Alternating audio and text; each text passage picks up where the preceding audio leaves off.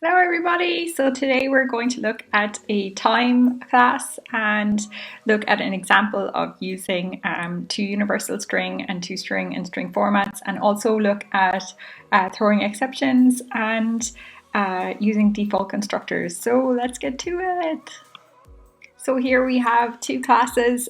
We have our main class with the main method in it, which is our test class, which is here. And we also have the other class, which is a class object of time1. So if we just go through this, we have three private instance variables. And as always, when you create an object of time1, if there are private instance variables, then we need to have some set or get methods with that so we can get them from the class or set them within the class. So we have our private int hour, minute and second, and we have no default constructor, so we don't have any public time1 here. So when you declare a new object within time1 class, we're just going to say time1 time is equal to new time1 open bracket close bracket. That's it. And that's creating our new, and so it's just our default constructor within Java. Unless you specify a constructor, it will always just use the default constructor. Here we have our set time. So if we were to create a new object called time1 and then dot set time, this is a public class, so it's accessible. And then we pass through our hour, minute and second, and we have here our if statement. So if our hour is less than 0, or, and we haven't used that really that regularly, these two or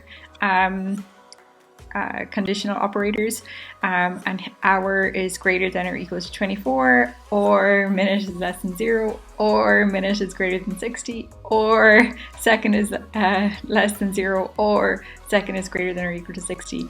Then it throws a new exception, so it actually creates a new object here as well called IllegalArgumentException. You can see here, this is part of the Java language, and it constructs a new illegal argument exception. So every time that you look at the new keyword, it will create a new object. And in this case, it's throwing a new object called illegal argument exception. Hour, minute, and or second was out of range.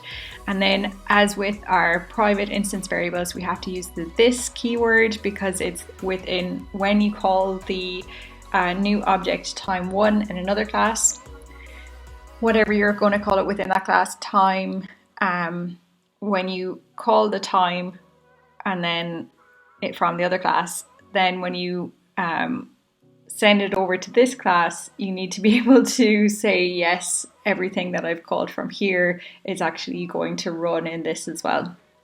So I could easily just call this H here, M and S, and then I'd have to say H, M and S here, and then what will happen is when I use time.setTime, int whenever this is called from within the other class, hour, minute or second, it's going to be assigned to the ones in this particular class. I'll show you that now so you can see what I mean. So when we say set time and I pass through my hour, minute and second here, then when we pass it through, plug it into our formula like mathematics, and then it says, okay, this is actually equal to the ones in this class, and I'm going to use these ones in this class to do something to it. So if I have, and then obviously here we have M and S, and all of these as well would have to be changed to the correct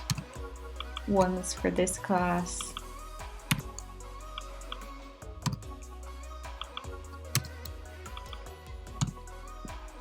Now, so I hope that's a little bit more clear that when we call a new object and then the method from that object, we have to, if they're private instance variables within this object, then we have to always make sure that we say, okay, everything within this method that's being called and used has to be within this class, that we're actually referring to this class and we're using these methods in this class to use them. So now if we look at the public string, we have two other methods here which return something, because we know when there's no void and when there is something like string or int or double, then it returns a string or int or double. And in this instance, we have a return string.format, which we haven't used before. So this is a static method. And so string is a reference type, which I have emphasized the last while. So we have primitive types, which are our int, bool, char, our regular things, and then we have our reference type, so referencing an object. And a string is a reference type, so it has loads of methods that you can use, and this is one of the methods that you can use, and this is a static method, and it formats the string. So it's basically similar to the system.out.printf, except it's returning a string. And the same is being used here, string to string, and then the format. And we are using our ternary operator again. So this is similar to our if statements like we had before. So we have, this is our condition. If hour is equal to 0 or hour is equal to 12, then return this, or hour and then divide by 12, and then minute, second, and then if hour is less than 12, return AM or PM if it's not. So now we have our time 1 test. So we create our new object. So this is the start entry point of our program, which is main. We have time 1, we call it time. We can call it whatever we want. So I can call it T if I wanted to, but I'm going to call it T time for in this case. It creates a new object of time 1. It calls a default constructor. So if I was to use, for instance, if I was to say here public time 1, and if I wanted to say int hour, int minute, int second, and then I usually have these here. If I wanted, this is now our constructor. It's usually the same as the class name. It's called time 1. And now anytime that I call this is going to be wrong, because we have to place something within these parentheses then, because we specified a constructor here. But we're not going to do that. So that's just an example of another constructor. Here, now it's gone back to our default constructor, so there's no parameters going into it. Now we have a display time method. It's called 1, 2, 3 times. So if we go down to display time and see what it does first, it's a private static void display time.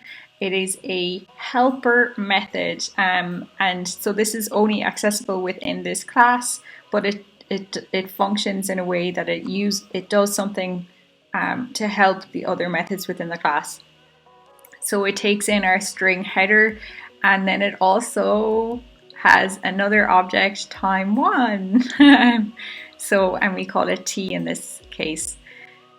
So, and then it just prints out, we're using the string placeholder here. So the first one is the header, and then it says, hey, we've got the time, to universal string or to string. So it calls those two methods within the time class, so to universal string and to string. So when it calls that, then it says after time object is created, and it passes through. So every object has a toString method attached to it. So this is why we don't need to use, you can if you want to, you can have a %s here as a placeholder, but because it's an object, all of them within Java already have the .toString method.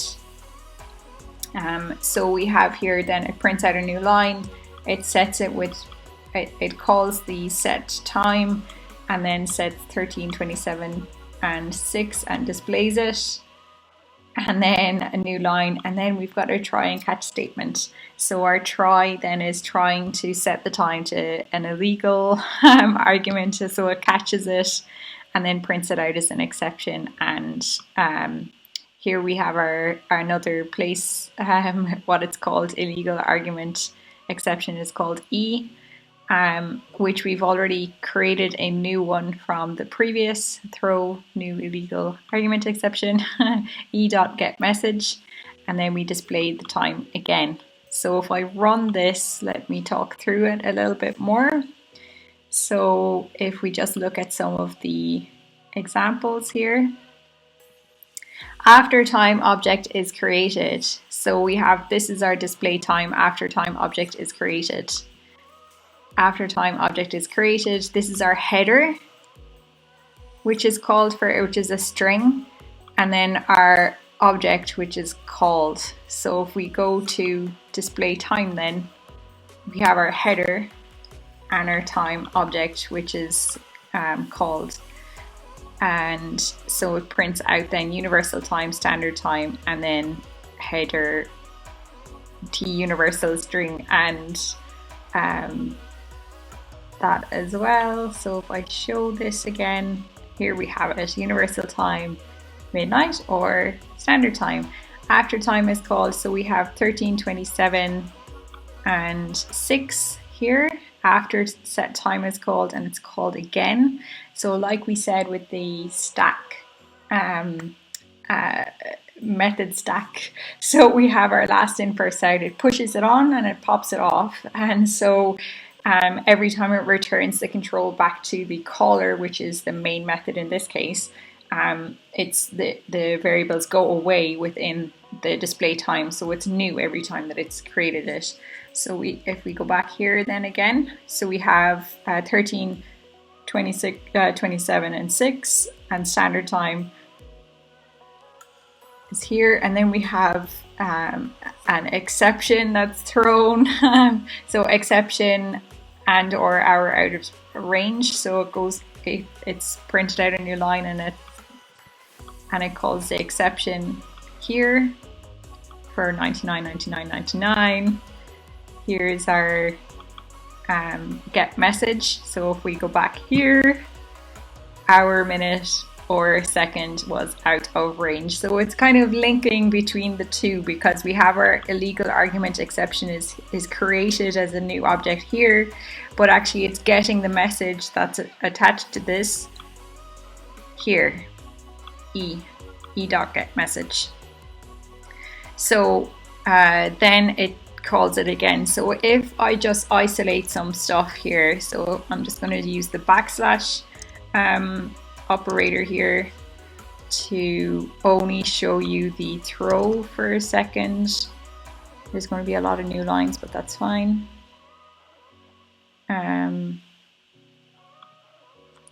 Yeah, maybe we leave the last one because it's calling the method at the end. So if I just call this again, here we have the illegal exception here, was out of range, and then after set time with invalid values is still 13, 27 and 6, and then 1, 27, 6. So let's see if I can comment that out again. Because it's trying it and then catching it, it's still using the previous. So if we do this again, now it has exception, hour, minute, and or second was out of range. After set time with invalid, it's just at 00 or midnight. So we have here just our regular default. So I think that's pretty clear so far. We spoke about the default constructor, we spoke about the toString, and that static method format of class string is similar to the system.out as well, and that the time1 object has already a toString method involved. We spoke about helper methods, which is our private static method within here that's not called anywhere, it's just used within the class. That's why it's private access modifier. So we have our 3 Ps, our private, public, and protected. And the other thing that I wanted to mention is, that there's actually within the Java API, there's also a date time API that cleans up a lot of this, so we don't need to actually use these, but they're useful for practicing, obviously. And but the Java time package is within the Java Standard Edition 8 already, and if you just use the java.time package within that, then you can set your different formats of code and of time and time zones and calendars, and it's very robust, which is one of the key principles of software engineering, and it's reusable and easier to use capabilities.